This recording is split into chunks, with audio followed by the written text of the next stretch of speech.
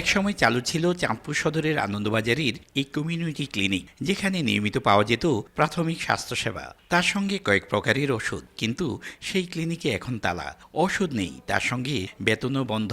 তাই লাপাত্তা সংশ্লিষ্ট কমিউনিটি ক্লিনিকের হেলথ প্রোভাইডার। একই দশা জেলার বেশিরভাগ কমিউনিটি ক্লিনিকের। তবে যেগুলো চালু রয়েছে সেখানেও মিলছে না কাঙ্ক্ষিত স্বাস্থ্যসেবা। এতে ক্ষুব্ধ প্রান্তিক জনগোষ্ঠী। ডাক্তার ওষুধ না দিলে জনগণ আইও না, আইয়ে ফিরে জায়গা ওষুধ দেয় না, কি বোঝাবো না। সকাল 9টা বাজে আসার কথা, ওনারা ঠিক মতো আসে না। আমাদের বিগত 5.5 মাসের বকেয়া বেতন বাকি আছে, এখন আমরা সেটা পাইনি। এটিকগুলো বন্ধ করার কারণে বিভিন্ন সমস্যার সম্মুখীন হতে হয় রোগীদের। প্রশ্ন, নিয়মিত যে বেতনগুলো হচ্ছে না, এই জন্য আমরা বিশেষ করে খুব দুরবস্থার মধ্যে পড়তে হয়। প্রায় সময় এইভাবে বেতন আটকা পড়ে। অন্যদিকে কেবলমাত্র নজরদারি থাকলেও নেই আগের মতো কর্তৃত্ব।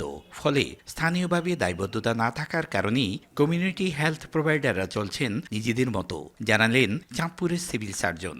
আমরা মনিটরিং করি, আমরা সুপারভিশনও করি, কিন্তু আগের মতো সেই আমাদের যে আমাদের সিএসসিবিরা আসছে কি না আসছে, ওদের বেতন ভাতাগুলো আমাদের হাতে থাকা, সেই জিনিসটা এখন আর সরাসরি আমাদের কাছে নেই। প্রায় কমিউনিটি ক্লিনিকগুলোতে আসলে ওষুধ আসছে না।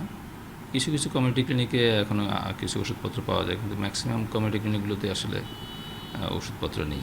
চাঁদপুরের পদ্মা ও মেঘনার দুর্গম চরসহ ৮ উপজেলায় কমিউনিটি ক্লিনিকের সংখ্যা 245টি, যার মধ্যে বেশিরভাগই এখন বন্ধ। চাঁদপুর সদরের তর্পচণ্ডী ইউনিয়নের এই কমিউনিটি ক্লিনিকের মতো অসংখ্য কমিউনিটি ক্লিনিকের সেই একই বেহাল দশা। এতে স্বাস্থ্যসেবা থেকে বঞ্চিত হচ্ছেন গ্রামীণ জনপদের হাজারো মানুষ। ফারুক আহমদ, সময় সংবাদ, চাঁদপুর।